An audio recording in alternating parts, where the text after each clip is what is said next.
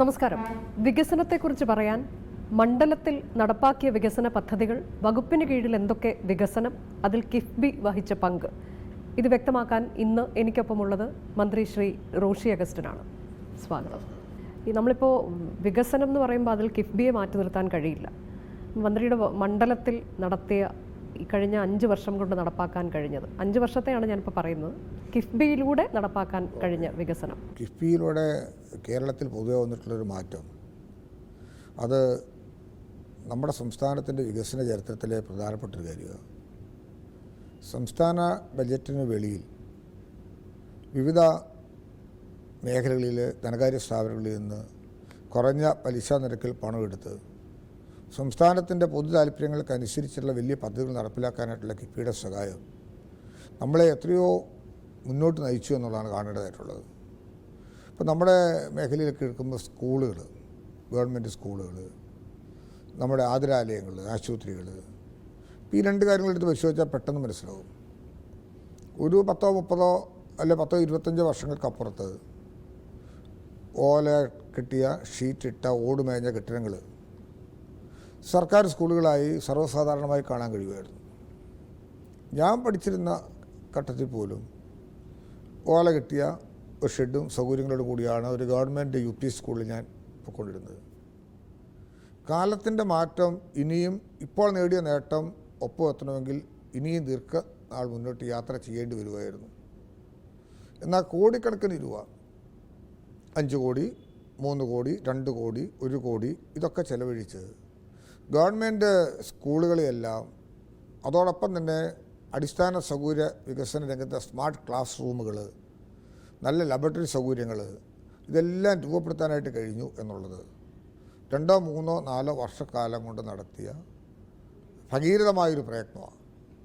അപ്പം അതിനാവശ്യമായിട്ടുള്ള പിൻബലം നൽകാൻ കിഫ്ബിക്ക് സാധിച്ചു എന്നുള്ളത് 10 വർഷങ്ങൾക്ക് ശേഷം അനുഭവിക്കേണ്ടി വരുന്നൊരു നേട്ടം 1-2 വർഷങ്ങൾക്ക് യാഥാർത്ഥ്യമാക്കി കൊടുത്തപ്പോൾ 8 വർഷക്കാലത്തോളം അതിന് ഗുണഭോക്താക്കളായി ഈ തലമുറ മാറുക.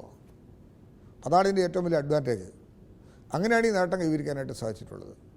അത് താലൂക്ക് ആശുപത്രി ആണെങ്കിലും മെഡിക്കൽ കോളേജ് ആണെങ്കിലും പ്രൈമറി ഹെൽത്ത് സെൻ്റർ തൊട്ട മാറ്റങ്ങളെല്ലാം കേരളത്തിൽ പൊതുവെ കാണാൻ പറ്റും. ഈ നേട്ടങ്ങൾ എല്ലാവർക്കും ഒരുപോലെയാണ്. അതിന് ഭരണപ്രതിപക്ഷ വ്യത്യാസമൊന്നുമില്ല. അപ്പോൾ സർവ്വ മേഖലയിലും ഉണ്ടാകുന്ന ഈ മാറ്റം സാമൂഹിക നീതിയിൽ അധിഷ്ഠിതമായിട്ടുള്ള സർവ്വതലസ്പർശിയായ ഒരു നേട്ടമാണ്. അതിനിടം കൊടുക്കാൻ കഴിയുന്നതിൽ പ്രധാനപ്പെട്ട ഒരു ഏജൻസിയാണ് കിഫ്ബി.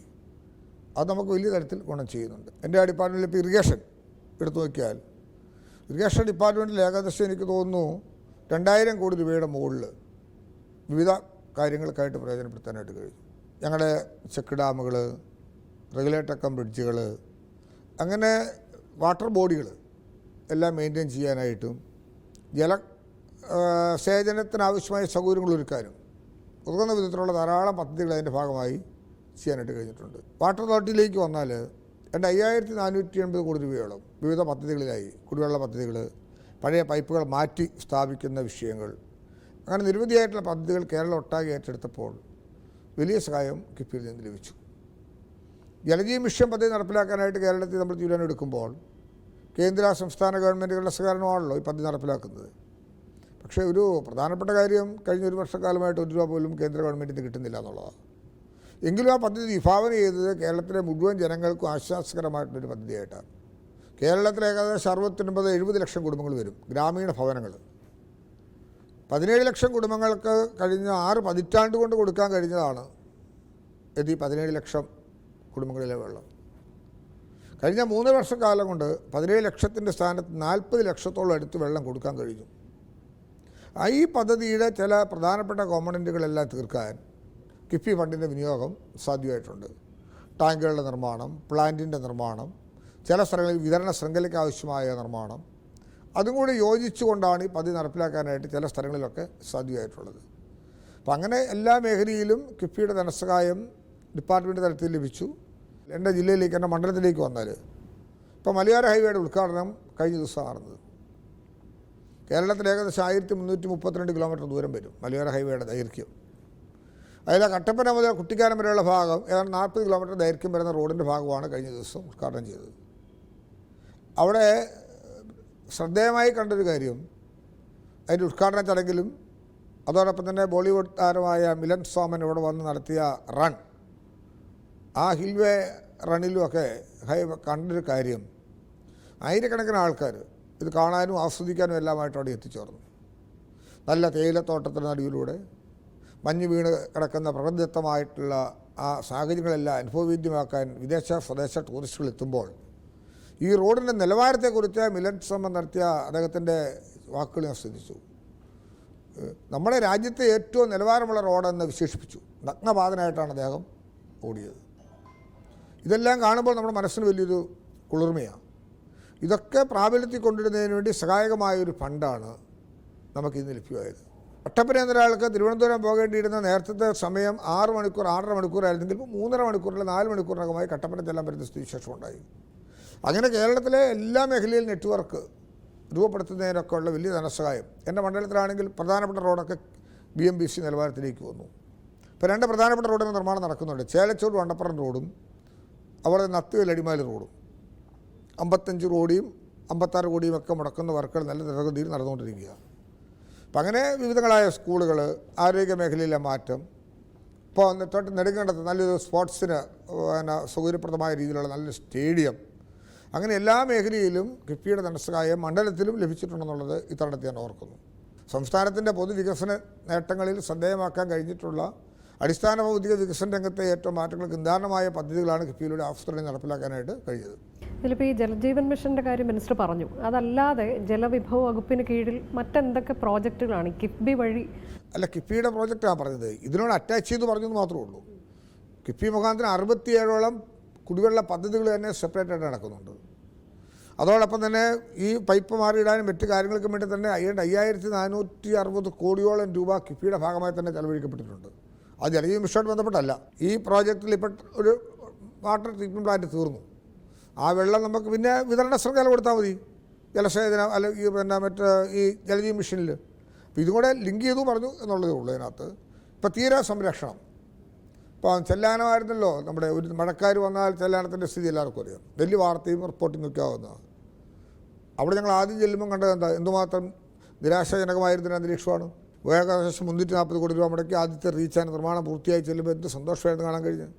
ഒരു കാലത്ത് കടലിനെ ഭയപ്പെടേണ്ടതില്ല. മാത്രമല്ല അവിടെ ചെല്ലുന്നവർക്ക് അതിൻ്റെ മുകളിൽ കയറുന്ന കടൽ കാണാൻ കഴിയുന്ന വിധത്തിലുള്ള ടൂറിസം സാധ്യതയ്ക്ക് വരെ ഇട കൊടുത്തു. ഇപ്പോൾ 400 കോടി രൂപയും കൂടെ അനുവദിച്ചിരിക്കുക. എൻ്റെ സെക്കൻഡ് ഫേസ് മനോഹരമായ ആ പ്രോജക്റ്റ് അവിടെ തീരും. ഇനി ഹോട്ട്സ്പോട്ടുകളുണ്ട്. ആ ഹോട്ട്സ്പോട്ടുകൾക്ക് ആവശ്യമായ ധനസഹായവും കിഫ്ബി പറഞ്ഞതും പ്രകാരമുള്ളതും കൂടെ നമ്മളിപ്പോൾ രൂപപ്പെടുത്തി ചെയ്യുന്നതിന് വേണ്ടി നടപടികൾ സ്വീകരിച്ചു വരിക. ഈ വകുപ്പിന് കീഴിൽ ഇനി വരാനിരിക്കുന്ന പ്രോജക്റ്റ് അതെന്തൊക്കെയാണ്? അത് ഈ തീരദേശത്തിൻ്റെ തുടർച്ചയായിട്ടുള്ള പദ്ധതികളിൽ കുറേ നമുക്ക് കിഫ്ബിയുടെ ധനസഹായം ലഭ്യമാകുന്നുണ്ട്. പിന്നെ വേൾഡ് ബാങ്കിൻ്റെ ADBയുടെ ധനസഹായത്തോടു കൂടിയാണ് ശേഷിച്ച ഭാഗം.